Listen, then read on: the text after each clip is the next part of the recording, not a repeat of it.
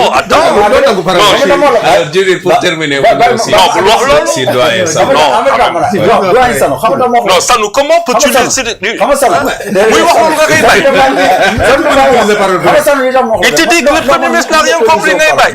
Moi je dis qu'en âme et conscience fi mu doon xool Sénégal ak fi ñu agsi si je vois le lendemain du discours du président de la République. yow daa am foo mere Ousmane Sonko. non xam nga c'est discours. non entre yaa leen doon ànd non. oui kon da nga ko mere. c'est les discours. non c'est personnel. cette fois non c'est pas personnel. kon explique. voilà. non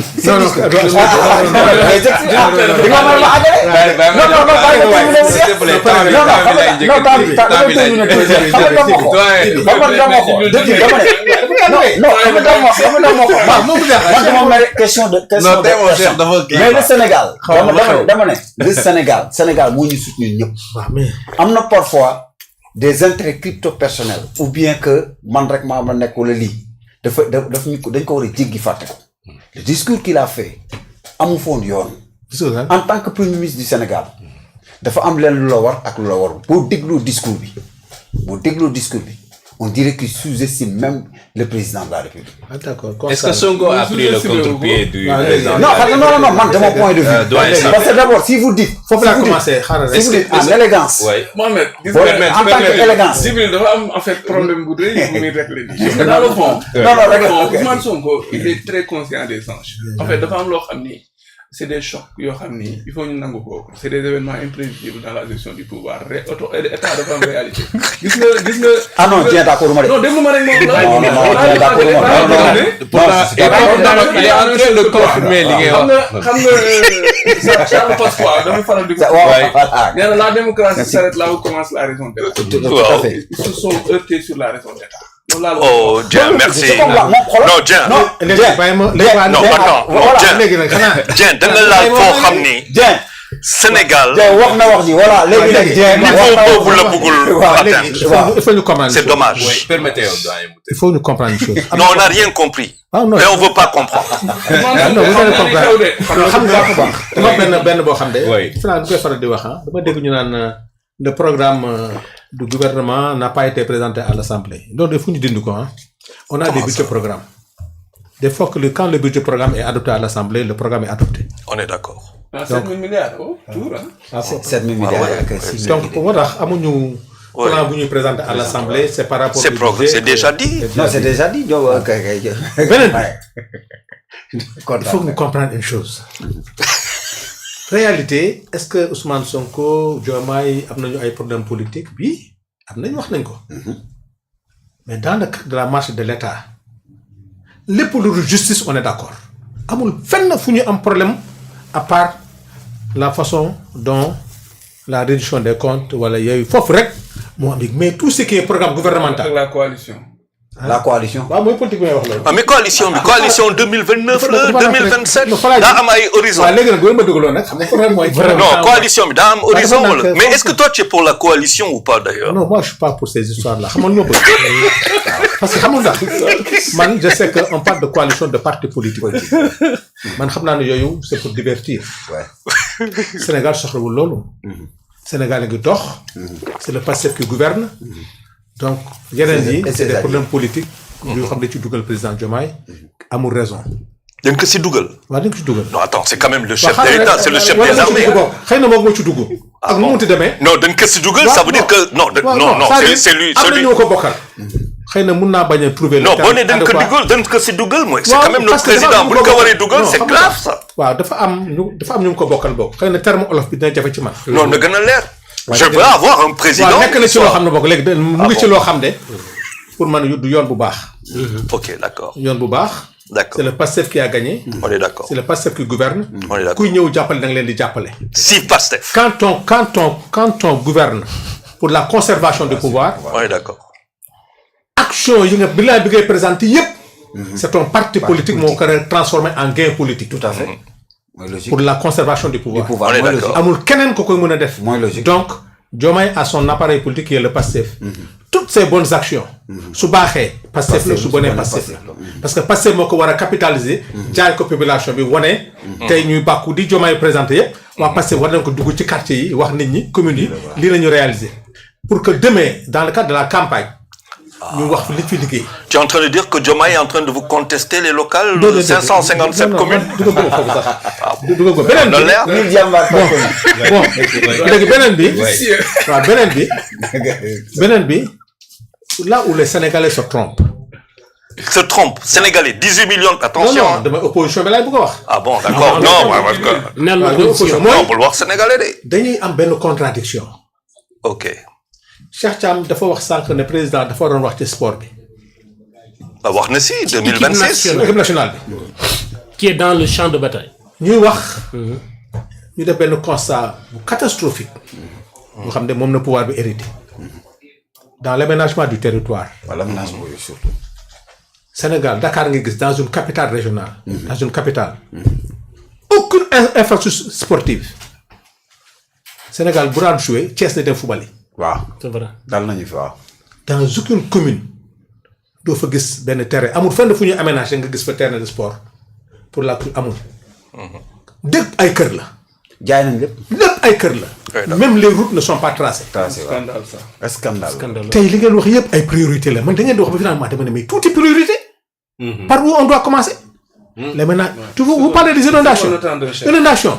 D'où ay defar ay canalisation. Ils nous disent par quoi commencer. Non, je sens que si tu continues comme ça, tu vas glisser. Non, mais la solution. Non, vous avez la solution. Parce que la première solution, c'est la réforme de nos territoires, de nos terroirs. Ni ñu ko découpé baaxul. Inondation yi mënoo ko def. Il faut être courageux pour xam ne fii. mënoo fa jaar parce que les routes ne sont pas tracées. Les équipements sociaux de base amu fi. Tey boo ko tabax tey benn centre de santé foo koy tabax. Kër Massar ils ont des problèmes bi nga xam ne amul. amul fu ñu mën a sax defar. stade wala defar hôpital. wallaay. ñëpp ay kër la da ngay dugg ci benn koñ 2 maisons ñu baare ko. bilaay. La foire de Dakar. zone de captage bi ñu nekk. oui. dagg nañ lépp joxe. loolu yëpp nag nga war koo yow mu wóor la ne c'est des politiques publiques qui nous ont amenés à cette situation là fan nañu war a mën a commencer. On parle maintenant de l'autosuffisance alimentaire, de l'autosuffisance énergétique. Mais il faut créer de nouvelles villes. Non, ce que créer, la première des choses, c'est industrialiser ce pays. Vous avez parlé d'emploi. C'est pas la fonction publique, c'est industrialiser le pays. Comment? Un pays qui ne produit pas. Je vous laisse terminer. Wow. Mais ici, avec Cheikh, il a juste un empêchement comme ça, un rendez-vous très urgent pour qu'il Cheikh, en tout cas, c'était un grand plaisir d'entendre aussi si Jotaibi. Vous ne savez pas mais compte tenu de l'urgence, on ne peut pas vous retenir. Non, très sincèrement su ma sañoon man ci sama bopp toog jeexal émission bi parce que jàpp naa ne émission bi wane na ni dugg nañu ci at mu bees.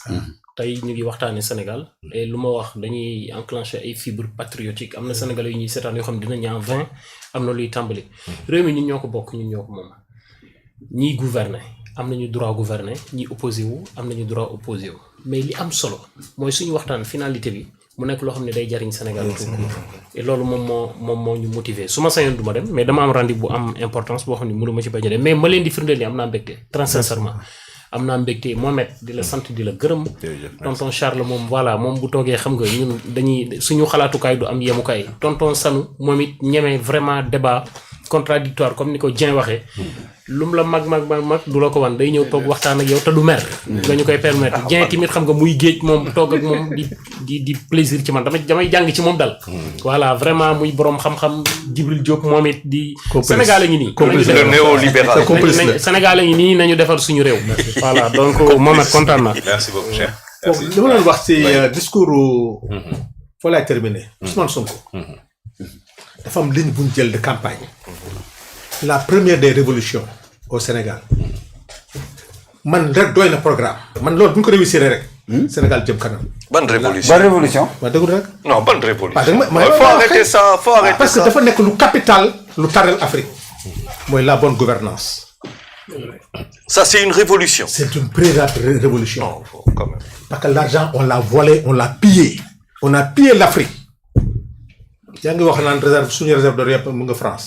ay 10% 8% lañ yor. Mais loolu du sàcc. loolu du Sénégal rek. La révolution elle commence par là. non xam nga nag dama bëgg a développer man j'ai été femme loo xam ne Assemblée nationale du Sénégal moo ko moom. waaw. te gisu ko. loo contourné assemblée rek mooy sàcc nga réew mi.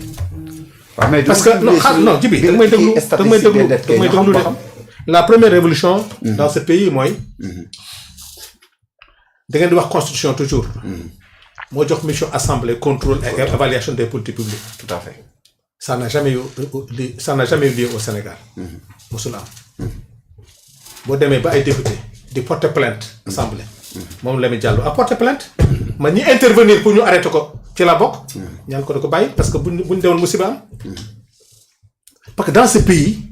effectivement je prends l'exemple il parle de la presse. faux règlement. Comment l'Assemblée nationale état bi du joxe appui à la presse pendant des années. L'Assemblée nationale qui doit contrôler qui doit évaluer les politiques publiques. te mosul xam xaalis boobu mosuñu mos a toog ne xaalis boobu gars yi fu muy dugg. ñu vérifier ko parce que nag code de la presse xaalis boobu dafa am destination bu leer. code de la presse am na ñu ko war a am ñu ko warul am. Le fonds d'aide à la presse. oui buñ ko te assemblée bu joué rôle la def évaluation yi. toog xool ndax xaalis bi doy na wala doyul est-ce que fi mu war a dugg la war a dugg tey dinañ xam ndax demee bu ñu wootee budget bi dañ ko war a yokk wala dañ ko war a wàññi wala dafa am ñu war a poursuivre parce que jël nañ ko wala jëluñu ko.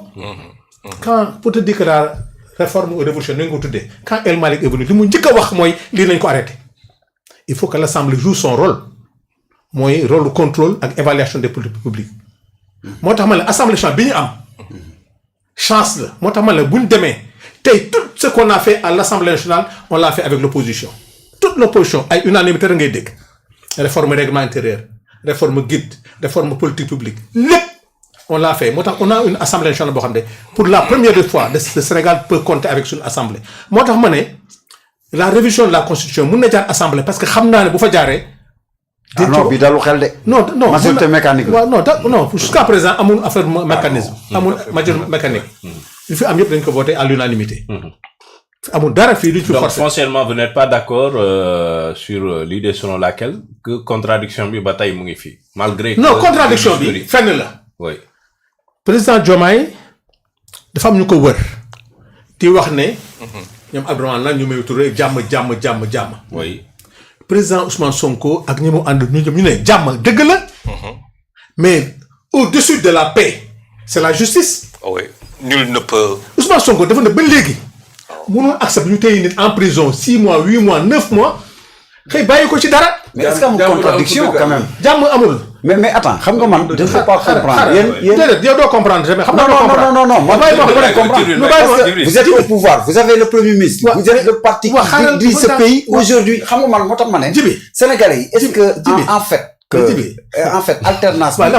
alternance bi non xam nga tax il faut que. waaw bàyyi ma wax rek man sama xalaat xam nga damay wax sama xalaat tuuti même. déedéet non du ma la may. dama ne la du ma la may. Sanu yéen est-ce que li ñu leen fale woon jar na ko. mais xam na mu jar ko.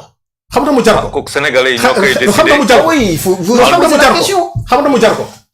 ba tey jii ma lay wax bu ñu voté woon ñu gañewaat lépp. si li nga yaakaar. amul kenn opposant bu ñemee voté dans une salle de classe. meeting amul. aucun opposant non dama ne. aucun parti politique non dama ne. aucun parti politique waxuma fii non dama ne parti politique d'opposition. kenn ñemu fi woote rassemblement. kuy woote rek da ngay woote société civile ak ñëpp jëw. tey parce que Ousmane xaaral rek ma Ousmane nag may Ousmane Sonko moo fi ñemee woote. waaw ay millions de personnes taxaw ne. je veux 1 million en janvier. mais c'est normal. non mais jibi nag. man sama xalaat lay wax damay fay ma wax. Ablaye Wade dama permettre s'il te plaît permettre ko temps de palaram la. dootu man dama ne. permettre que Ousmane Sonko lu Diomaye mun a wax. ñi ko wër nga dégg ñu naan jàmm xam nañ lu tax ñuy wax jàmm. mooy li fi nekk ñu naan réew mi. mais fête de l'indépendance bii fin d'année bii Pâques bi. mais nit ñi dañoo kaf ree gàmmu lépp ngi am di kaf di ree réew mi jàmm fi am. benn problème mu amoo Sénégal la réduction des comptes bi ñuy def. ñi naan nañ ko arrêté ñi naan nañ bàyyi nit ñi ñi naan. mais Sanu une question. c'est ça la profonde divergence. non divergence bi. entre les deux c'est ça. non li feeñ li ñëpp xam. mooy sur la justice Sonko di ko wax Diomaye di ko wax. Sonko Diomaye président Sonko bi mu demee di mu waxaat lu leer la réduction des comptes ku fi jël alal mi dem yéen ñi fi nekk sax ma nekk ak yéen ku fi jël alal ci kaso bi ngay dee. devant day taxaw ak ñun ñëpp taxaw mu ne yéen laay wax ñi ma bokkal man. fi jël alal réew mi ci kaso ko jëm loolu nag quand un parti politique en Afrique ñu réussir que ne dërëmu Sénégal dërëmu Afrique kenn du ko jëlati loolu jar na gouvernance jar na mandat parce que ce qui a retardé l'Afrique le problème des plateaux le problème de l'aménagement le problème de nos ressources ont été pillés par nos dirigeants. Tey ngay gis cette notion d'homme d'affaires mooy lan comment un simple Sanu Dione il est proche de Diomaye xëy suba jël le foncier du Sénégal HLM Sicap depuis plus de 40 ans amuñu foncier c'est des privés comme ça moo leen jaay suuf il ne peut pas faire de logement social tey si on prend 20 milliards jox ko Sicap HLM jël foncier bi nangu ko ci privé yooyu jox ko Sicap pour faire des logements sociaux mais dama ne c'est une victoire mais tey foncier bi ñu ko yor damay aéroport damay Mbourkat tu sais comment on a piégé les gens gars yi ku am suuf ñëwal Sanu Dione day ñëw foo jëlee suuf si mun na Charles ma ko jaay ah d'accord dama Charles defal la ak de vente jee ñëw foo jëlee suuf si mun na ko Charles mun na ko dama Charles defal la finalement on s'est rendu compte ne gars yi bi ñuy jaay suuf si yëpp ci turu gars yi dañ ko jël kenn du def réclamation demal porte d'accord ma de. mais non waxuma la d'accord ou d'accord non ah ci laay liggéey nag daa même booy liggéey. non xaaral non dama ci bokk nag ci commission yi dama ne li am nañu sant suñu borom c'est les mêmes personnes qui allaient voir les mêmes tey nit day dem ba retraité du am 150 mètres carrés comment peux-tu travailler toute ta vie ñun tey li ñu am tey chance bi ñu am tey am ay kër assuré ma ko jox wala keneen ak keneen tey y a aucun travailleur qui peut garantir de payer son loyer normalement Très bien. mais tey si on réussit tey HLM Sicap relancer ko avec les logements sociaux jëlaat suuf si parce que des gens se sont enrichis sur le foncier malhonnêtement mais dama ne tey combat boobu tey ñu def ko pour la bonne gouvernance pour que les derniers am na ñoo xam ne xam nga lu ñuy wax tuddi lu ñu baal wax des derniers de l'État nañ ko am beneen tur bu ñu ko tuddalee parce que boo ne dernier kenn xamul affaire denier de l'État donc problème bi mooy alors réew mi dañ ko saxaate suuf si dañ ko sàcc marché yi surfacturation extrêmement grave mais Sanu da nga am ay rapport yoo xam ne yow teg sa bët. waaw wóor assemblée laa nekkoon nag ay nit a ko def. yoo xam ne yow nga xam ko ma xam ko déedéet man xaw ma de. xam nga ko les gens se sont enrichis ici malhonnêtement mais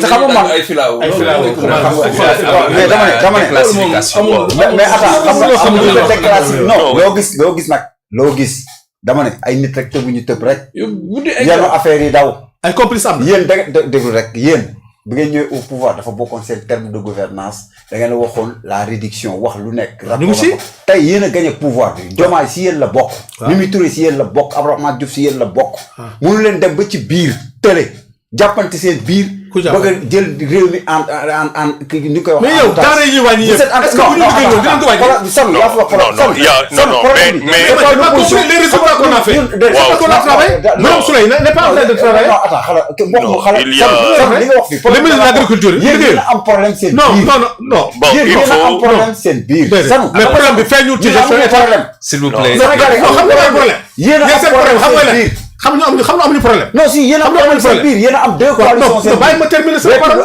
waa Jibi bii tudd Diomaye léegi il faut régler cette question seen biir maintenant faut pas ngeen jël réew mi le pays n'est pas à l'arrêt non dama bëgg ñu comprendre une chose bàyyi ko mu daaneel s'il te plaît. non dama ne ñu jox doyen Charles. tous les départements ministériels ñu ngi liggéey amul fenn fu nekk à l'arrêt je sais que j'ai écrit 3 lettres j'ai jamais eu de réponse non ça service yi non dama ne benn structure de l'État n'est pas à l'arrêt j'ai écrit 3 lettres j'ai jamais eu de réponse le minimum que l'on doit en non c'est de lui répondre xoolal loolu moom dama ci d'accord mais man 3 lettres non oui ma jamais eu de réponse j'ai dit merci respect non le PM sax il a écrit sur ça non à la primature je dois une réponse jusqu'à présent j'ai pas eu de réponse mais beneen man maa ngi nii j'ai pris mon vol depuis le 20 maa ngi fi samay bagage boo wootee service xaw ma 2 heures dina sax tontu il ne répond même pas ce bagage yi ñëwul pour te dire que li ngay wax loolu moom bokk na ci li nga xam ne mooy mais ça n'a rien à voir avec le gouvernement ça c'est le Sénégalais non moo tax ma ne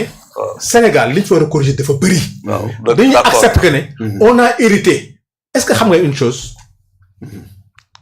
quand on doit appeler le code de la route au Sénégal benn oto du daw transport yi benn oto du daw tout est irrégulier la raison d'état waaw déglu raison d'état gis nga Dieng da nga wax sànq lu am solo mais